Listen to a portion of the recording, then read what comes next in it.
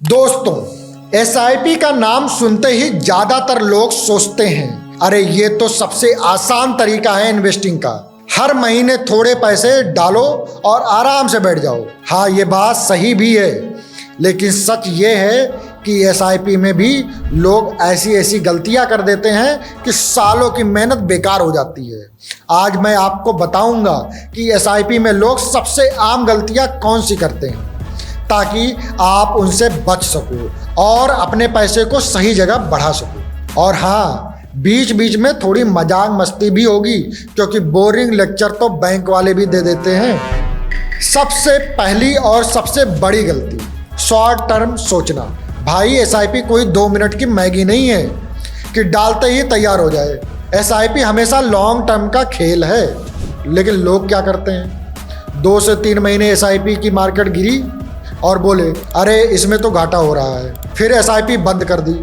अरे भाई, एसआईपी का असली मजा तो 10 से 15 साल में आता है।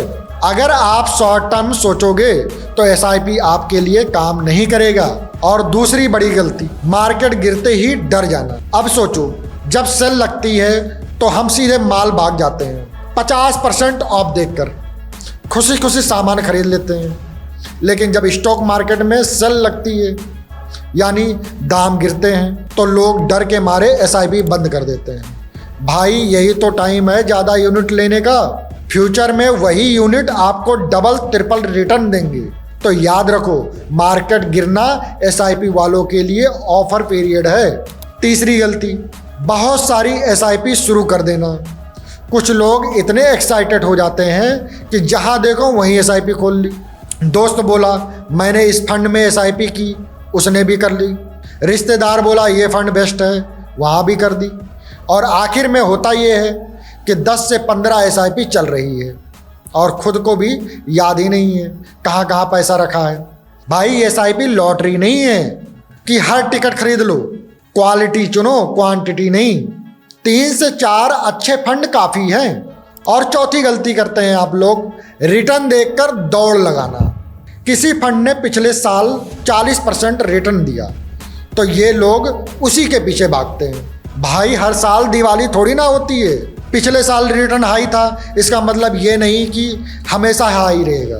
फंड की कंसिस्टेंसी और लॉन्ग टर्म रिकॉर्ड देखो। और पांचवी क्या गलती करते हैं, फाइनेंशियल गोल ना तय करना। लोग एसआईपी तो शुरू कर देते हैं, लेकिन ये नहीं जानते कि किस लिए कर रहे हैं। घर खरीदना है, बच्चों की पढ़ाई करनी है, या रिटायरमेंट के लिए करना है। कोई प्लान ही नहीं है। बिना गोल के एसआईपी करना ऐसा है जैसे बस में बैठ गए हो लेकिन पता ही नहीं कहाँ जाना है। तो पहले अपना गोल फिक्स करो और फिर उसी हिसाब से फंड चुनो। छठी क्या गलती करते हैं, एसआईपी का अमाउंट बहुत छोटा रखना और कभी बढ़ाना ही नहीं। हाँ, शुरुआत छोटे अमाउंट से करनी चाहिए, 500 या 1000 से।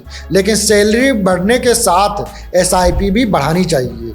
लेकिन लोग 10 साल तक वही 500 चलाते रहते हैं। भाई, सैलरी डबल हो गई है, खर्चे डबल हो गए हैं, इन्फ्लेशन डबल हो गया है, लेकिन एसआईपी वही का वही। 7वीं गलती, पेशेंस खो देना।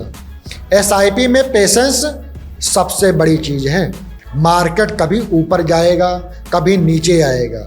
अगर बीच में घबरा कर एसआईपी रोक दी तो आपने अपने पैरों में खुद ही कुल्हाड़ी मार ली। एसआईपी का रूल है, इन्वेस्ट करो और भूल जाओ। मतलब 10 से 15 साल तक सिर्फ इन्वेस्टमेंट करो। 8वीं क्या गलती करते हैं, एडवाइजर या एजेंट की हर बात पर आंख मूंद कर भरोसा करना। कई बार लोग बैंक या एजेंट के कहने पर एसआईपी शुरू कर देते हैं, लेकिन याद रखो, बैंक आपके भले के लिए नहीं, अपने कमीशन के लिए एडवाइस देता है। इसलिए खुद थोड़ा रिसर्च करो, यूट्यूब वीडियो देखो, ग्रो या एंजल वन जैसे ऐप से फंड का रिकॉर्ड देखो, नॉलेज लो। और 9वीं गलती क्या करते हैं, इमरजेंसी के लिए एसआईपी पैसा इस्तेमाल करना। भाई, एसआईपी का पैसा लॉन्ग टर्म का होता है, लेकिन क्या होता है, किसी को बाइक लेनी है, किसी को फ़ोन खरीदना है, एसआईपी के पैसे निकाल लिए। अरे भाई, फ़ोन तो हर 2 साल में बदल जाएगा, लेकिन एसआईपी से पैसे सिक्योर होगा। 10वीं और आखिरी गलती, एसआईपी की पूरी ताकत डिसिप्लिन में है। हर महीने तय समय पर इन्वेस्टमेंट करना है। लेकिन कई लोग कहते हैं अरे इस महीने शादी थी, अगले महीने करूँगा, फिर अगले महीने कोई और खर्च आ गया। यानी एसआईपी कभी प्रॉपरली चल ही नहीं पाती। भाई ईएमआई कभी नहीं छूटती क्योंकि बैंक पैसे काट लेता है। एसआईपी को भी उसी तरह ट्रीट करो। कंसिस्टेंट रहोगे तो रिजल्ट देखकर खुद खुश हो जाओगे।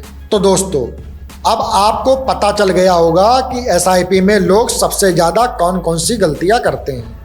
शॉर्ट टर्म सोच लेना, मार्केट गिरते ही डर जाना, बहुत सारी एसआईपी शुरू कर देना, रिटर्न देकर भागना, गोल ना बनाना, एसआईपी अमाउंट ना बढ़ाना, पेशेंस खो देना, एजेंट पर आंख मूंद कर भरोसा करना, पैसे बीच में निकाल लेना, डिसिप्लिन ना रखना।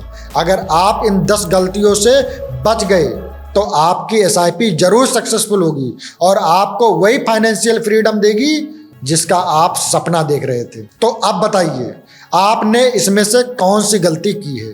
कमेंट में लिखकर शेयर करो ताकि और लोग भी सीख सकें। वीडियो अच्छा लगा हो तो लाइक ठोक दो, दोस्तों के साथ शेयर कर दो और चैनल सब्सक्राइब करना मत भूलना, क्योंकि आगे मैं एसआईपी और इन्वेस्टिंग की और भी आसान और मज़ेदार वीडियो लाने वाला हूँ।